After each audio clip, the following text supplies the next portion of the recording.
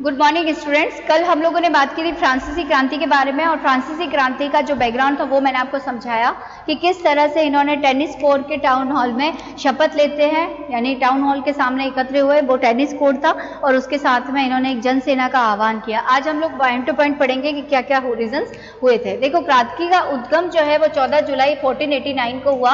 अगर हिंदी में लिखा हुआ है तो आप इस तरह से लिख सकते हो 1789 14 जुलाई को। और उस टाइम में टेनिस कोर्ट में शपथ लेने के बाद में जनसेना एक तरह से कहां पर आगा करती है, बास्टिल के किले पर, पेरिस पर आक्रमण करती है। और ये बास्टिल के किले पर ही क्यों किया? क्योंकि इसका सीधा सीधा रीजन था कि जितने भी वेपन्स थे, जितने भी आप लोगों के हथियार थे, वो इसी किले में सुरक्षित थे। इन्होंने क्या किया, थर्ड स्टेट ने अपने आप को राज्य का प्रतिनिधि घोषित करते हुए इस पर बोल सकते हैं कि इस पर आक्रमण किया और यहाँ पर जितने भी कैदी थे उन सबको छुड़ा दिया। उन कैदियों ने भी इनका क्या दिया, साथ दिया। इस घटना के बाद कई दिनों तक पेरिस नगर में आतंक का माहौल बना रहा और कई संघर्ष भी हुए। क्लियर? उसके अलावा अगर हम लोग देखें कि उससे पहले फ्रांस क्या था, तो कल मैंने बताया था कि फ्रांस का सम्राट कौन था, लुई 16। फ्रांस के वित्तीय संसाधन नष्ट हो चुके थे, वित्तीय यानी कि आर्थिक दुर्दशा से। 2 अरब लिब्रे का क्या था, कर्ज था। उसी कारण कर्ज चुकाने के लिए फ्रांस के राजा ने कर बढ़ा दिया ताकि उसके नियमित खर्च चल सके। 18वीं शताब्दी में फ्रांस 3 वर्गों में बटा हुआ था। वो चीज मैंने आपको बताई थी, प्रथम स्टेट, द्वितीय स्टेट और तृतीय स्टेट। प्रथम वर्ग में कौन थे? पादरी वर्ग, चर्च आता था। द्वितीय स्टेट में कुलीन वर्ग था और तृतीय स्टेट में कौन थे? बड़े व्यापारी, व्यवसायी, अदालती कर्मचारी, किसान, कारीगर, छोटे किसान, भूमिहीन, मजदूर और नौकर। तो ये थर्ड स्टेट तक अपना बचा हुआ था। देखो, विशेषाधिकार व कर व्यवस्था क्या थी कि 18वीं सदी में 3 फ्रांस वर्गों में बटा हुआ था। उसमें से पहले 2 वर्गों को विशेषाधिकार प्राप्त थे, they are not paying any tax. इनमें से कुछ महत्वपूर्ण विशेषाधिकार क्या थे कि राज्य को दिए जाने वाले कर से छूट थी और किसानों से संपत्ति कर वसूल करने का इनको क्या था, अधिकार था। और कर कौन से थे? 2। तो ये याद रखना, एक तो टाइट था और एक टाइल था। कौन से 2 कर? कई बार 2 नंबर के क्वेश्चन में आता है कि फ्रांस में ये कौन से ऐसे 2 कर थे जो कि वसूले जाते थे। फर्स्ट था टाइट और सेकेंड था टाइट, यानी कि चर्च द्वारा वसूल किए जाने वाला कर या कृषि उपज के 10वें हिस्से के बराबर होता था। और सेकंड टाइल था सीधा राज्य को अदा किए जाने वाला कर। लोग टाइल यानी प्रत्यक्ष कर के अलावा अन्य अप्रत्यक्ष कर भी चुकाते थे। यह कर नमक, तंबाकू जैसी रोजाना उपभोग की वस्तुओं पर भी लगाया जाता था। इस प्रकार करों के माध्यम से राज्य के वित्तीय कामकाज का सारा बोझ जो है जनता वहन करती थी। एक तरह से बोल सकते हैं कि पूरे टैक्स वसूली का पूरा जो लोड था वो किसके ऊपर था बच्चों? वो सीधा थर्ड स्टेट के ऊपर था। अब जीने का संघर्ष क्या आया कि फ्रांस की जनसंख्या दिन ब दिन बढ़ती हुई जा रही थी। जैसे आप बोल सकते हो 1894 तक 2.3 करोड़ थी और वहीं पर यहाँ पर आते आते ये 2.5 करोड़ से ज्यादा हो गई। इस रफ्तार से अनाज का उत्पादन नहीं बढ़ा, इस कारण खाद्य वस्तुओं की कीमतें तेजी से बढ़ी और रोजी रोटी का संकट पैदा हो गया। इसे ही जीविका संकट का सीधा सीधा मतलब है कि एक व्यक्ति को अपने भोजन के लिए जितना उत्पादन होना चाहिए राष्ट्र में उतना नहीं होता था। ऐसी चरम स्थिति जब जीवित रहने के न्यूनतम साधन भी खतरे में पड़ जाए, उसे ही क्या बोला जाता है? जीविका संकट। अगर हम लोग नेक्स्ट देखें, जीविका संकट कैसा पैदा हुआ? देखो, सबसे पहले आपको पता है लुई 14-16 के बीच में ये लोग उत्पादन पे, प्रोडक्शन पे ज्यादा ध्यान नहीं देते थे। किस पर ध्यान देते थे? मतलब फाइट्स होती थी, युद्ध होते थे, उन पर भेजने पर ज्यादा ध्यान देते थे। उसके अलावा फसलें खराब होने लग गई। फसलें अगर खराब हो गई तो अन्न का अभाव हो गया। अन्न का अभाव हुआ तो खाद्य पदार्थों की बढ़ती कीमत, यानी कीमत बढ़ने लगे। महंगाई कब बढ़ती है बच्चों? जब महंगाई तब नहीं बढ़ती जब किसी भी प्रोडक्शन को हायर लेवल पे किया जाता है, यानी किसी भी चीज का अगर प्रोडक्शन बहुत ज्यादा हो रहा है तो उसकी कीमत हमेशा कम होगी, लेकिन किसी का प्रोडक्शन बहुत मिनिमम हो रहा है तो उसकी कीमत हमेशा ही बढ़ेगी। ठीक है, तो गरीब पावर्टी नहीं खरीद पा रहा था। पावर्टी यानी जीने के लिए संसाधन। अब जब नहीं जीता था तो खाद्य दंगे होने लगे, शरीर कमजोर होने लग गया, महामारियां फैलने लगी और मृतकों की संख्या में क्या होने लग गई? वृद्धि होने लगी। और ये सब चीजें किसके लिए बेहाल थी? थर्ड स्टेट के लिए। क्लियर? अगर हम लोग नेक्स्ट देखें, दार्शनिकों का विचार, यानी कि पहला जो रीजन था हमने सीधा सीधा देखा स्टेट्स का बंटना, दूसरा कर और कर व्यवस्था यानी तीनों स्टेट में अलग अलग अंतर होना। तीसरा जो रीजन है वो क्या बनता है इनका, दार्शनिकों के विचार। आप लोग अच्छे से बोलोगे, सोच सकते हो कि किसी भी विद्रोह का, किसी भी क्रांति का जो उद्गम होता है वो दार्शनिकों की वजह से होता है। और दार्शनिक किस तरह से चलते हैं तो आपको अच्छे से पता है कि हमेशा ही समाज को दिशा दिखाने का जो कार्य करते हैं वो राजनीतिज्ञ करते हैं या फिर दार्शनिक करते हैं। अपनी लेखनी के माध्यम से समाज में क्रांति लाने का जो अधिकार है वो केवल और केवल दार्शनिकों के। तो उस टाइम में दार्शनिक कौन थे, जॉन लॉक और लॉक रूसो, यानी कि एक तरह से बोल सकते हैं जॉन लॉक और रूसो जैसे दार्शनिकों ने स्वतंत्रता, समता, नियम और समान अवसरों पर आधारित समाज की परिकल्पना की। आपको अच्छे से पता है कि रूसो ने क्या बोला था, मॉन्टेस्क्यू ने क्या बोला था, वॉल्टेयर ने क्या बोला था। अगर मैं तीनों के एक स्टेटमेंट बताऊं तो रूसो ने बोला था कि मनुष्य जो है प्रकृति, एक तरह से बोल सकते हैं मनुष्य जो है पृथ्वी पर, धरती पर स्वतंत्र रूप से पैदा होता है, लेकिन फिर भी आज भी उसके पांव जो है जंजीरों से जकड़े हुए, उसकी स्वतंत्रता बाधित है। क्यों? और ये बाधित करने का रीजन कौन है, मनुष्य, क्योंकि मनुष्य को ही स्वतंत्रता को बाधित करना है। जब प्रकृति, किसके अकॉर्डिंग रूसो बोलता है कि जब प्रकृति ने अपने द्वारा प्रदत्त सभी जितने भी उत्पादन है उन सभी को समान रूप से इनको देता है। जैसे हम लोगों को पानी है, वर्षा, पानी है, सूर्य है, चंद्रमा है, एक तरह से बोल सकते हैं हवा है, वायु है, ये सब बराबर मिल सकती है, तो क्यों आज भी मनुष्य की स्वतंत्रता बाधित है। जॉन लॉक है, उसके अलावा उन्होंने समानता की बात की है। मॉन्टेस्क्यू बोलता है शक्ति पृथक्करण की, एक कभी भी प्रशासन जो है एक व्यक्ति के अंदर केंद्रीकृत नहीं होना चाहिए, शक्तियों का हमेशा बंटवारा होना चाहिए ताकि शासन जो है, प्रशासन जो है स्वतंत्र रूप से अच्छी तरह से कार्य कर सके। क्यों? क्योंकि मॉन्टेस्क्यू ने बोला द स्पिरिट ऑफ लॉ में जब तक शक्ति का पृथक्करण नहीं होगा और शक्ति केवल एक व्यक्ति में क्या होगी, अगर अंतर्निहित होगी तो वो हमेशा उसका क्या करेगा, निरंकुशता और दुरुपयोग करेगा। ठीक है। वॉल्टेयर ने क्या बोला कि समान अधिकार होने चाहिए सभी को, और वॉल्टेयर ने बोला कि सभी को अपना मत देने का अधिकार है, समान अपनी बात को रखने का अधिकार है। और वॉल्टेयर का तो आप लोग न्यूज़पेपर में भी देखते हैं कि हो सकता है मैं आपके विचारों से सहमत ना हो, लेकिन फिर भी आपके विचारों को व्यक्त करने की, आपकी अभिव्यक्ति की जो स्वतंत्रता है उसको मैं आपको क्या नहीं करूंगा, उसका हमेशा सम्मान करूंगा। ठीक है। और आप देख सकते हो सोशल कॉन्ट्रैक्ट, सामाजिक समझौता नामक एक बुक लिखी थी, किसने, रूसो ने। तो दार्शनिकों का फ्रांस की क्रांति में बहुत बड़ा रोल है। रूसो ने मताधिकार के लोकतांत्रिक सिद्धांत को अपनी पुस्तक द सोशल कॉन्ट्रैक्ट में लिखा कि हमेशा प्रशासन किसके हाथों में होना चाहिए, जनता के हाथों में होना चाहिए। फिर विशेषाधिकारियों के अंत की कल्पना। 18वीं सदी में एक नए सामाजिक समाज का उदय हुआ जिसे मध्यम वर्ग कहा जाता है। इस वर्ग ने समुद्र पारी व्यापार और रेशमी वस्त्रों के उत्पादन के बल पर संपत्ति अर्जित की थी। ये सभी पढ़े लिखे थे। इनका मानना था कि समाज किसी भी समूह के पास जन्माना विशेषाधिकार नहीं होना चाहिए। दार्शनिकों के विचारों पर ये लोग काफी हाउस और सैलानियों की गोष्ठियों में बहस किया करते थे। इसी समय लुई 16 द्वारा राज्यों के खर्चों को पूरा करने के लिए फिर से करों को लगाया जाना खबर से फ्रांस में विशेषाधिकार वाली व्यवस्था के खिलाफ गुस्सा भड़क उठा। और कौन सा वर्ग, मध्यम वर्ग, यानी कि फ्रांस की क्रांति में मध्यम वर्ग का उदय का कारण एक बहुत बड़ा कारण बनता है। क्रांति की शुरुआत कैसे हुई, मैंने अभी आपको बताया था। एक नेशनल असेंबली हुई। फ्रांसीसी सम्राट लुई 16 ने नए करों को लेकर अपने प्रस्ताव को मंजूरी देने के लिए स्टेट जनरल की जो है बैठक बुलाई। उस बैठक में पहले और दूसरे स्टेट के 300 प्रतिनिधि और तीसरे स्टेट के 600 प्रतिनिधि आए। उन्होंने मांग रखी कि पूरे सभा द्वारा मतदान कराया जाए, जिसे राजा ने ठुकरा दिया। इसी कारण तीसरे स्टेट के प्रतिनिधि इसका विरोध करते हुए सभा से बाहर निकले। 20 जून को प्रतिनिधि वर्साई के इंडोर टेनिस कोर्ट में मिले और अपने आप को नेशनल असेंबली घोषित किया, यानी कि एक तरह से बोल दिया कि हम जो है राष्ट्र के क्या है, प्रतिनिधि है। ओके, ये चीज मैंने आपको बता दी। सामंती व्यवस्था का उन्मूलन। कड़ाके की ठंड की वजह से फसल खराब हो गई और पॉवर्टी की कीमतें बढ़ गई। दूसरी तरफ सेना के शहर में घुसने के कारण कुतुबुद्दीन ने 14 जुलाई के बास्तिल किले पर दावा दे दिया।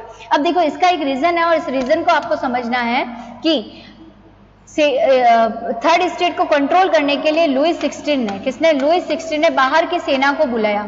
और जब बाहर की सेना हथियार लेकर आई तो गुस्सा जो था थर्ड स्टेट के अंदर भड़क बैठा कि हमने केवल अपने कानून बनाने के लिए, अपने अधिकारों की पैरवी करने के लिए बात रखी, और लुई 16 जो हमारा खुद का राजा है, हमारे बारे में सोचना चाहिए, उसी ने क्या कर दिया, उसी ने सेम टू सेम हमको कंट्रोल करने के लिए सेनाओं को बुला दिया। इसी वजह से इसमें क्या है, अफवाहें फैल गई और बहुत सारी चीजें हुई। उसके अलावा एक और चीज है कि पेरिस और वर्साई जो है पूरी तरह सड़कें जो है लोगों से भर गई, और भरने का रीजन ये था कि लोग मर रहे थे और जो गांव के लोग भी शहरों में आ गए, यानी कि पेरिस में आ गए, वर्साई में आ गए, बास्टिल में आ गए, और वहां पर आकर क्या कर रहे हैं, हमको रोटी दो, इस तरह के नारे, वी वांट ब्रेड, इस टाइप के क्या लगा रहे हैं, नारे लगा रहे हैं। इस कारण लोगों के बीच में, और कहीं ना कहीं आप लोग बोल सकते हो कि जो मध्यस्थ होते हैं उन्होंने एक तरह से आग भड़काने का काम किया।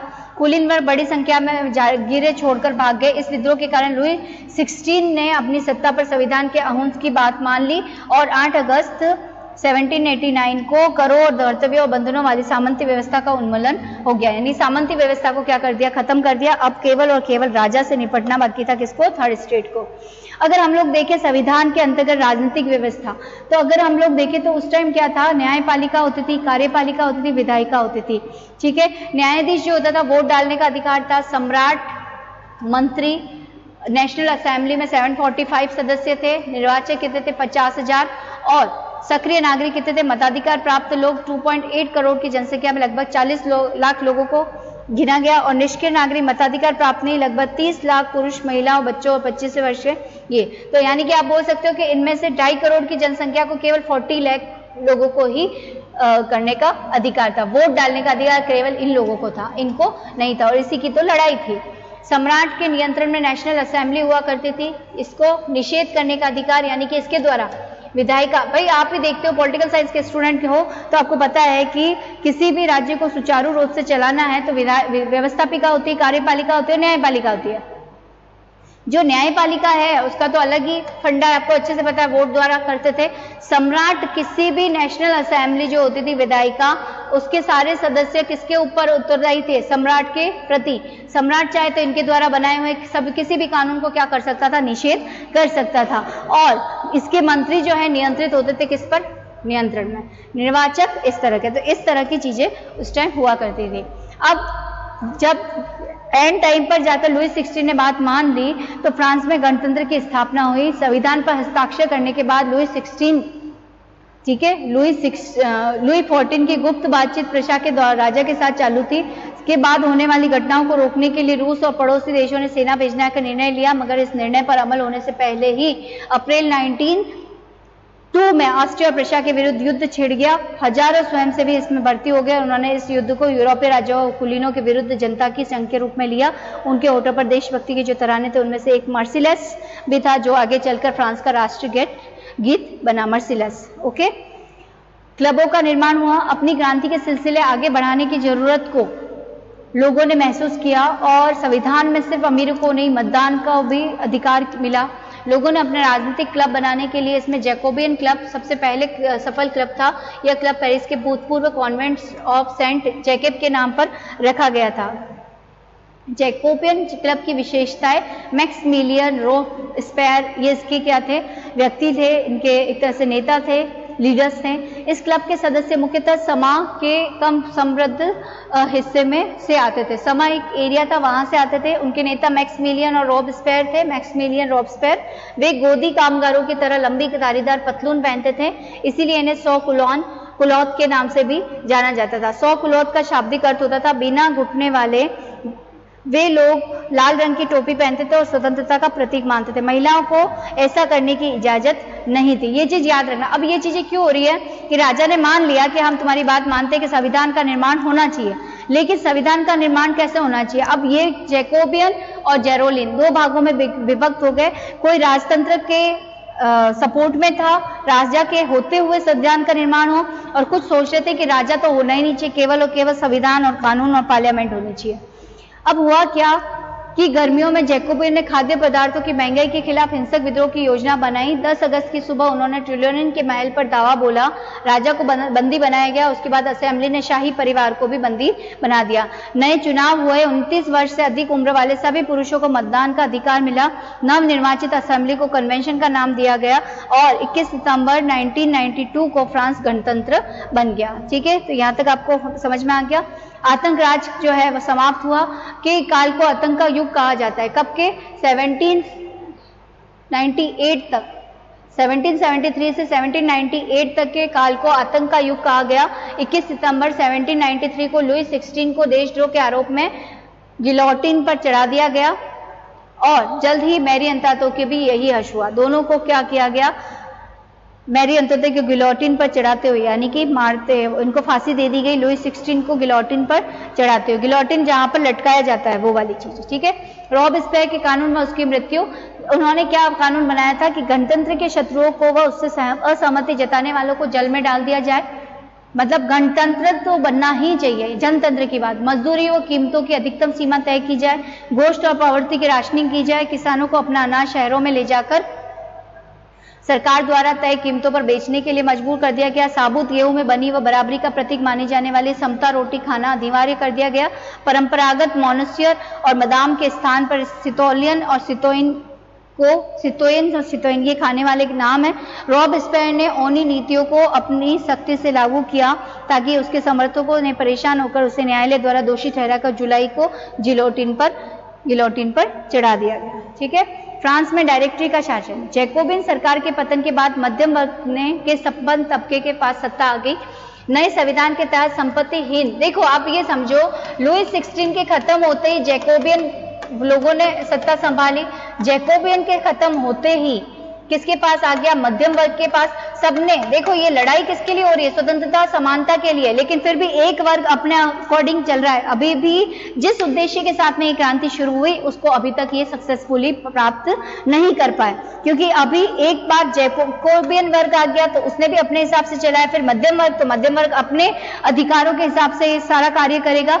नए संविधान के तहत संपत्तिहीन तबके को मताधिकार प्राप्त नहीं था। अभी भी देखो संपत्तिहीन यानी जिसके पास प्रॉपर्टी नहीं है उसको नहीं मिलेगा। इस संविधान में 2 चुनी गई विधान परिषदों का प्रावधान था। इन परिषदों ने 4 सदस्यों वाली एक कार्यपालिका डायरेक्टरी को नियुक्त किया। यहां तक आपको याद रखना है। अब तीसरे स्टेट की अधिकांश महिला जीविका निर्वाह के लिए काम करती थी। ये सिलाई बुनाई, कपड़ों की धुलाई, बाजारों में फूल बेचती अथवा संपन्न घरों में घरेलू कार्य करती थी। अधिकांश महिलाओं के पास पढ़ाई लिखाई के साधन नहीं थे।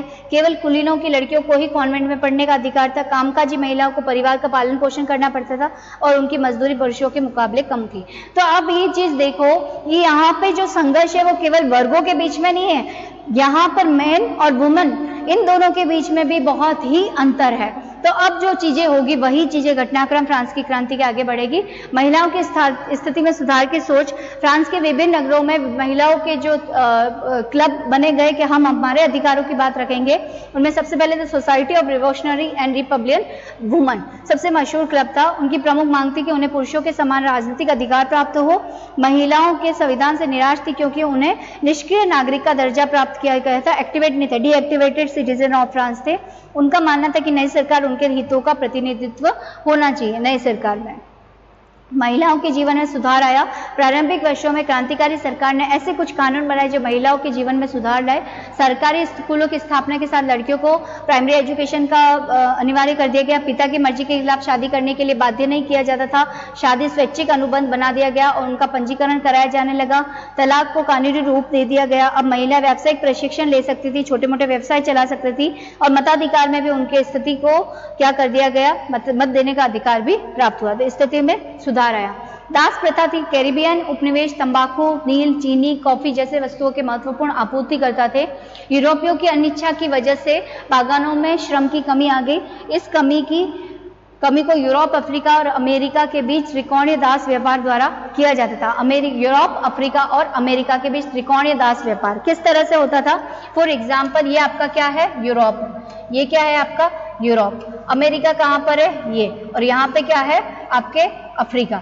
ये क्या करते थे, यूरोप के जो देश होते थे, उपनिवेशीकरण चल रहा था उस टाइम में, औपनिवेशिक सत्ता का आरंभ था। यूरोप के लोग क्या करते थे, अफ्रीका से यानी कि अमेरिका अपने आप में कृषि प्रधान बहुत ही अलग अलग टाइप के उत्पादन हुआ करते थे। तो यूरोप के अलग अलग देश क्या करते थे, ये अमेरिका से व्यापार करते थे, उसे अफ्रीका में बेचते थे, अफ्रीका से दास उठाते थे और अमेरिका में बेचते थे। ये त्रिकोणीय व्यापार हुआ करता था। दास व्यापार को फ्रांसीसी सौदागर बोर्दे व नान्ते जैसे बंदरगाह से अफ्रीका तट पर स्थानीय सौदागरों से दास खरीदते थे। दासों को दाग कर और हथकड़ियां पहनाकर कैरिबियाई देशों तक की 3 महीने की लंबी समुद्र यात्रा के लिए जहाजों में ठूस दिया जाता था। इसी कारण नील, चीनी और कॉफी की बढ़ती मांग करना संभव हो सका। बोरदे व नानते जैसे बंदरगाह इस फलते फूलते दास व्यापार के बुते ही समृद्ध हो गए। अब दास प्रथा का उन्मूलन, फ्रांसीसी उपनिवेशों ने दास प्रथा का उन्मूलन क्रांतिकारी समाज सुधारों में से एक था। नेशनल असेंबली में दास प्रथा होनी चाहिए या नहीं, इस पर लंबी बहस हुई और नतीजा निकला कि यह नहीं होनी चाहिए, लेकिन दास व्यापारियों के डर से उन्होंने कोई कानून पारित नहीं किया। लेकिन 1798 में कन्वेंशन में फ्रांसीसी उपनिवेशों में सभी दासों का मुक्ति का कानून पारित किया, लेकिन 10 वर्ष बाद नेपोलियन बोनापार्ट के उदय के साथ फिर से यह शुरू हो गया। आखिरकार 1789 में फ्रांसीसी उपनिवेशों से दास प्रथा का क्या हुआ, उन्मूलन हुआ। क्रांति और रोजाना की जिंदगी सन 1799 के बाद पुरुष, महिला और बच्चों के जीवन में बहुत से परिवर्तन आए। बास्टिल के विध्वंस के बाद जो सबसे महत्वपूर्ण कानून अस्तित्व में आया वो था सेंसरशिप की समाप्ति। इस कारण रूस कारण फ्रांस के शहरों में अखबार, पर्चों और पुस्तकों और छपी हुई तस्वीरों की बाढ़ आ गई। नाटक, संगीत और उत्सवी जुलूसों में असंख्य लोग भाग लेने लगे। स्वतंत्रता और न्याय के बारे में जानने के अवसर अब लोगों को प्राप्त हुए। तो आप बोल सकते हो कि अब धीरे धीरे जो है क्रांति नेपोलियन बोनापार्ट के अलावा भी अलग अलग। अब नेपोलियन बोनापार्ट के बारे में हम लोग कल पढ़ेंगे। वैसे थोड़ा सा मैं इंट्रोडक्शन देती हूँ कि नेपोलियन ने खुद को फ्रांस का सम्राट घोषित किया। कब? 1908 में। नए साम्राज्य की बागडोर अपने खानदान के लोगों में हाथ में दे दी। उसने निजी संपत्ति की सुरक्षा के कानून बनाए, दशमलव पद्धति पर आधारित नामतोल की एक समान प्रणाली बनाई। शुरू में नेपोलियन को मुक्तिदाता मानते थे, लेकिन जल्दी उसकी सेनाओं को लोग हमलावर मानने लगे। आखिरकार वाटरलू की लड़ाई में उसकी हार हुई और उसके साम्राज्य का अंत हुआ। ठीक है, तो ये था आपका फ्रांस की क्रांति। रीजंस मैंने बता दिए, परिणाम धीरे धीरे आपको समझ में आ जाएंगे। फ्रांसीसी क्रांति का अगर मैं बोलूं तो स्वतंत्रता और जनवादी विचार फ्रांसीसी क्रांति की सबसे महत्वपूर्ण विरासत थी। यानी कि अगर हम स्वतंत्रता की बात करें, जनवादी विचार फ्रांसीसी क्रांति का सबसे महत्वपूर्ण विरासत थी। तो आज के लिए इतना ही। Thank you so much. जय हिंद, जय भारत।